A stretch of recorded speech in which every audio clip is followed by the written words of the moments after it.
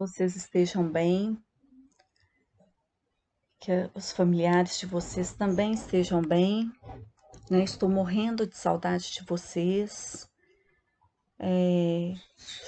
Vamos pedir a Deus, né? Continuar pedindo que essa pandemia passe logo, que em breve nós estejamos juntos para continuarmos aí as nossas aulas. Se Deus quiser, logo, logo estaremos juntinhos novamente, ok? Vamos dar continuidade aí nas nossas aulas e com o tema hoje, que é a formação dos Estados Nacionais, o absolutismo. Você sabe o que é um Estado?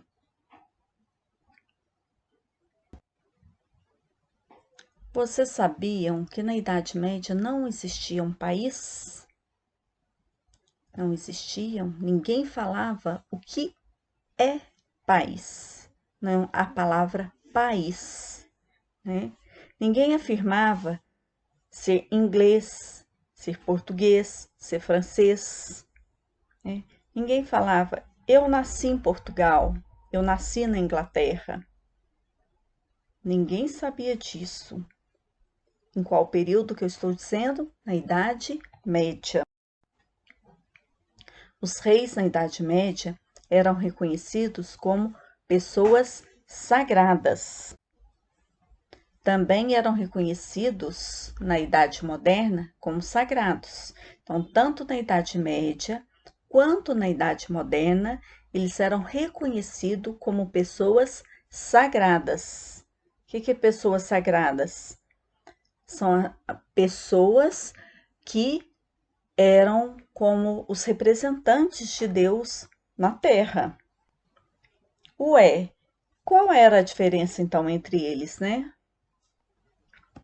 A diferença é, o rei medieval era apenas um nobre. O que é nobre? Fazia parte de uma classe social, na qual essa classe social possuía riqueza, dinheiro, né, capital.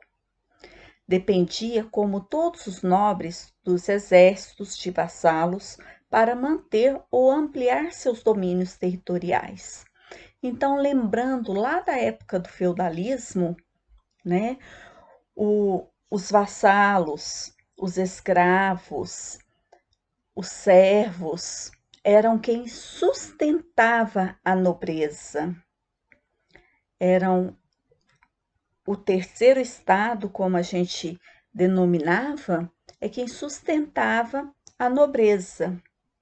Então, a nobreza dependia do exército de vassalos, quer dizer, dessa grande maioria da população para se manter no poder, com esse grande título de nobreza. Não só o título, né?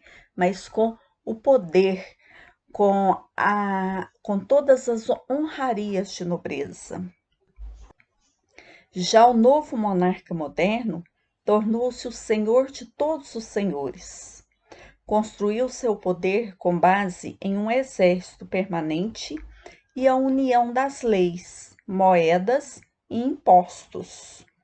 Então, já o rei, na Idade Moderna, ele cobrava impostos. E através desses impostos, ele foi se enriquecendo. E ali ele tinha o quê? A sua riqueza. No final da Idade Média, houve um grande crescimento do comércio e das cidades. O aumento da importância da burguesia. A burguesia, só lembrando, a burguesia ela se enriqueceu através do comércio, né? Ela foi cada vez mais se enriquecendo e conquistou seu espaço dentro das classes sociais.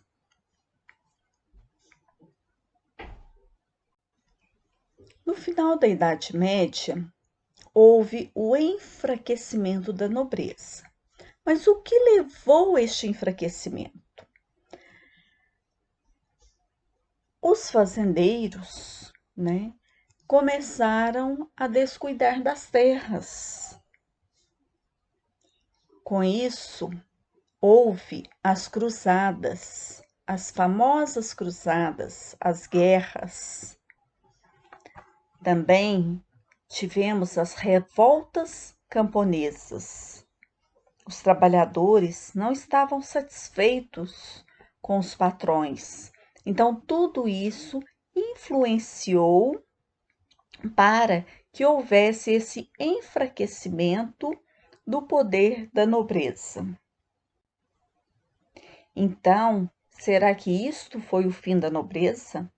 Não, ainda não é nobreza. Mas então, o que aconteceu com eles? Eles mantiveram-se como condição de grupo privilegiado.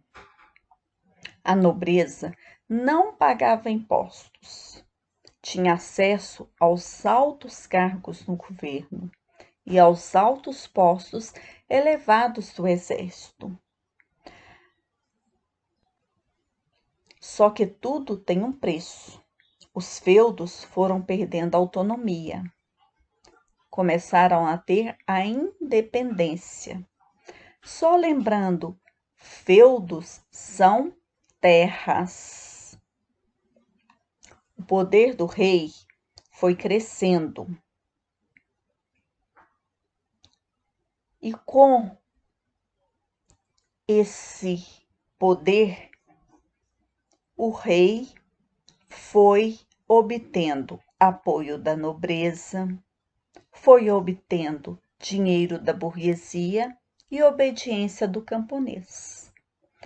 Então, para que o rei pudesse aumentar este poder, a burguesia auxiliou, investindo dinheiro,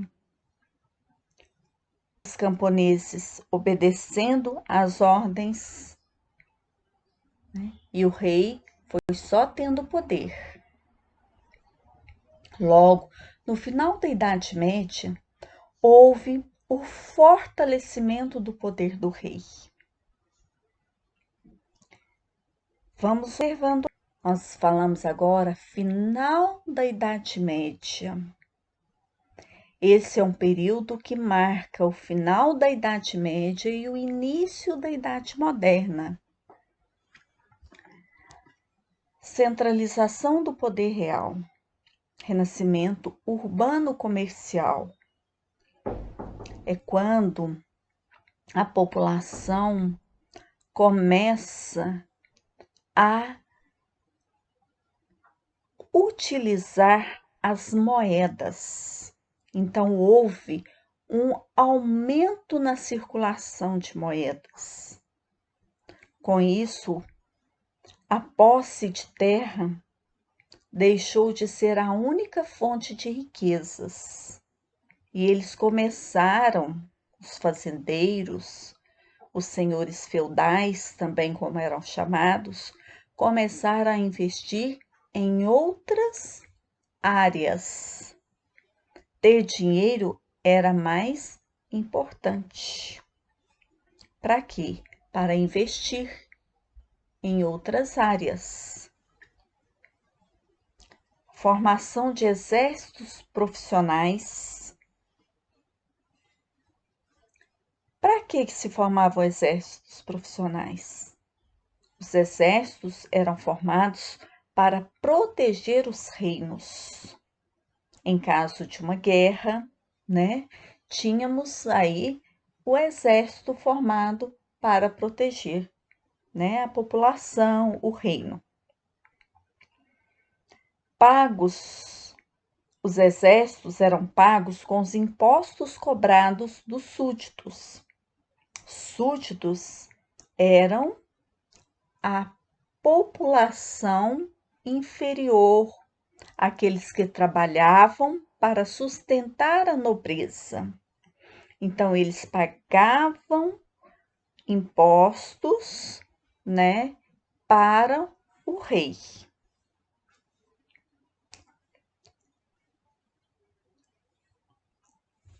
Principalmente a burguesia.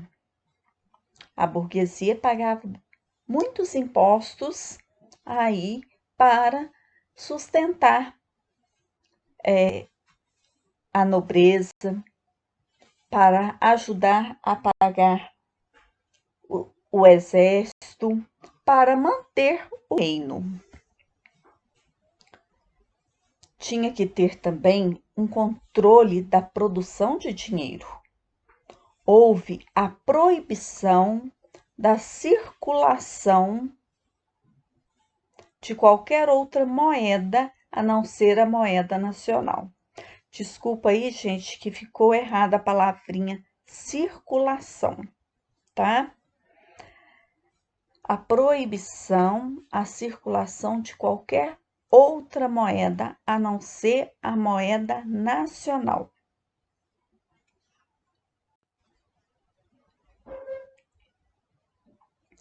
Imposição de uma língua falada no território. Então, foi imposta pelo rei apenas uma língua, a mesma língua para todos, porque havia muitos dialetos. Então, ficou determinada uma língua mestra, apenas uma língua para toda a população. Facilitaria o entendimento das leis e da comunicação entre o súdito e o rei, né? Para que, quando o rei precisasse se comunicar com os súditos e os súditos com o rei, que todos se entendessem. O rei tinha um monopólio. Monopólio nada mais é do que exclusividade. Então, ele tinha a exclusividade do poder de legislar. Legislar é o quê? É criar leis. É o poder legislativo. Então, é a criação de leis. Tinha também a exclusividade no poder de julgar, que é o poder judiciário. Então, é o papel do juiz. Ele vai julgar as leis. Tinha também a exclusividade de cobrar os impostos e administrar as instituições, que é o poder executivo. Então, é o de administrar. Então, só para vocês entenderem melhor, o poder executivo. Vamos falar aqui no Brasil para vocês entenderem melhor.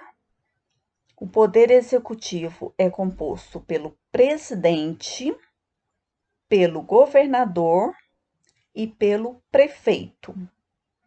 O poder legislativo é composto pelos deputados e senadores a nível federal, pelos deputados a nível estadual e pelos vereadores a nível municipal, e judiciário pelos juízes e promotores. E qual era o papel do rei? Resolver os conflitos por meio de suas leis e de suas ações. Quando o problema era muito grande, ele usava o exército, né? Ele mandava o exército resolver aquele problema. E qual era o resultado disso? Aumento do poder do rei. Gastos maiores com armamentos, com exército. O rei estava sempre investindo no exército, comprando armamentos, equipando o exército, né? sempre preocupado com a sua segurança e com a segurança do reino. E como que ele conseguia dinheiro para isso? Com a cobrança de impostos, sempre com a cobrança de impostos. E quem pagava os impostos? A população mais pobre, a população mais carentes, que eram os servos, os camponeses, né? O papel do rei se tornava cada vez maior, cada vez mais centralizado, ou seja, absoluto. Por isso, absolutismo. O absolutismo monárquico foi o processo de centralização política nos reinos europeus, no qual todo o poder se concentrava nas mãos do rei. Então, quem mandava era o rei. O rei mandava, pronto, e acabou. Vamos observar este gráfico aí. Nós temos aí o rei, né? Temos a renda do Estado, que é a igreja simbolizada por um padre, que está sustentando o rei, a nobreza, que também faz parte da renda do Estado e que sustenta o rei. Então, o que significa isso? Que o rei sustenta a igreja e a nobreza feudal, tá? Mas quem está sustentando a igreja, a nobreza e o rei? Os camponeses, que têm submissão total ao rei. Através de quê? De impostos pagos ao rei. Certo?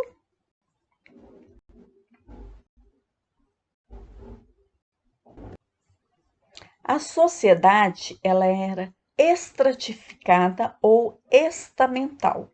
Eu gosto de usar o nome estamental ou estamento.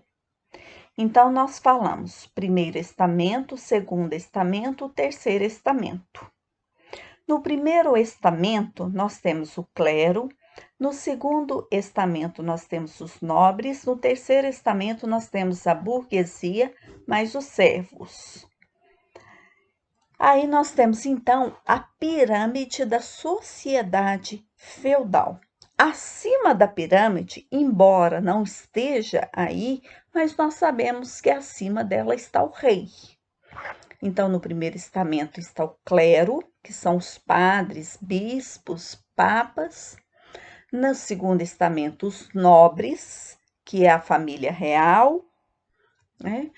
E no terceiro estamento, nós temos a burguesia, que se enriqueceu através do comércio, e os servos, os camponeses, os escravos, todo o restante da população, que era quem pagava os impostos, principalmente a burguesia, viu, gente? Luís XIV, rei da França, o famoso rei Luís XIV, chamado o Rei Sol. Este é o rei que falou a célebre frase: o Estado sou eu. O que ele quis dizer com esta frase?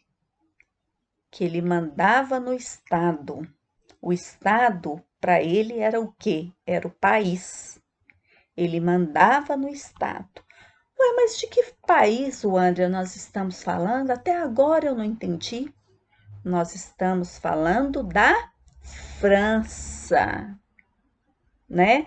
O Estado, o país francês. Mas espera aí, Como as pessoas do terceiro estado, o povão, aceitavam esse modelo centralizado?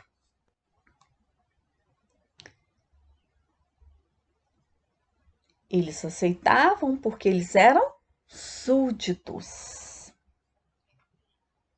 Então, vamos justificar agora o poder do rei. Tinham os chamados teóricos do absolutismo. Eles eram pensadores que usavam a filosofia para justificar ou criticar o poder exagerado dos reis. Nós iniciamos com Nicolau Maquiavel.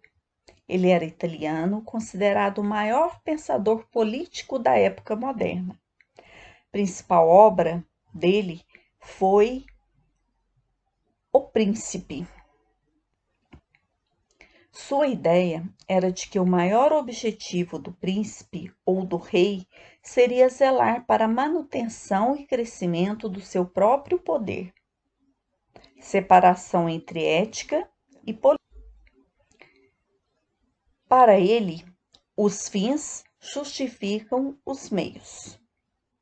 Ele justificava a utilização de artimanhas, ciladas e até emprego da força e da violência para que o rei se garantisse no poder. Então, para Maquiavel, o rei tinha que se manter no poder, seja de qual forma fosse, ele tinha que se manter no poder. Depois vem aí Thomas Hobbes, um dos principais pensadores ingleses do século XVII. Sua principal obra foi o Leviatã. Thomas Hobbes, ideia: o homem é naturalmente egoísta e possessivo. O homem é o lobo do homem. Ou seja, o homem é a ameaça do próprio homem. Estado existe para as pessoas não se destruírem. O Estado é consequência de um acordo feito entre homens, onde eles transferem para o rei o direito do governo, em prol da paz e das seguranças gerais. Jacques Bossuet, bispo francês, principal obra, Política retirada da Sagrada Escritura. Ele defende a existência de total proximidade do poder real em relação a Deus. O rei era tão próximo de Deus que suas decisões eram infalíveis, já que seriam inspiradas por Deus. Era de Deus que viria a autoridade do rei, e o maior crime seria o de questionar o poder do rei, pois seria questionar a autoridade divina. Então, o rei, ele muitas vezes, ele se considerava, como o representante de Deus na terra.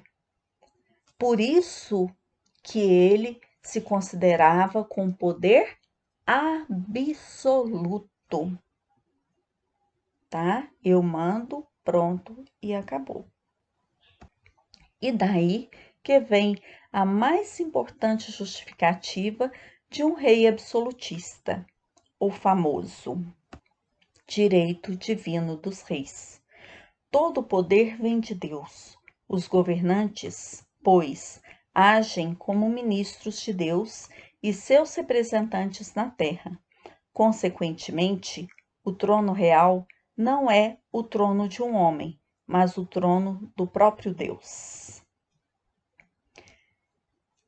Bom, pessoal, aqui nós encerramos, a parte da formação do Estado Nacional e do absolutismo. Então, só para resumir aí, o absolutismo é o poder, central, o poder centralizado nas mãos do rei, só para deixar bem frisado para vocês. Hoje em dia, não existe mais o poder absoluto nas mãos do rei. Em todo o país onde existe rei, o sistema de governo é monarquia, tá? E a monarquia, ela era absolutista. Hoje não existe mais a monarquia absolutista. Hoje nós temos a monarquia constitucional. Antes, a monarquia era absolutista, hereditária, que ela passa de pai para filho. Então, hoje nós temos a monarquia constitucional hereditária. O que quer dizer constitucional? Que ela passa, a constitucional é a monarquia que ela tem que seguir as leis do país, tá? Hereditária que passa de pai para filho, ok? Então, nós encerramos aqui a nossa aula de hoje. Na próxima aula, nós vamos dar sequência no mercantilismo. Bom, qualquer dúvida que vocês tiverem, vocês podem estar me perguntando na plataforma ou então pelo WhatsApp, ok? Então, até a próxima aula. Tchauzinho. Um beijo.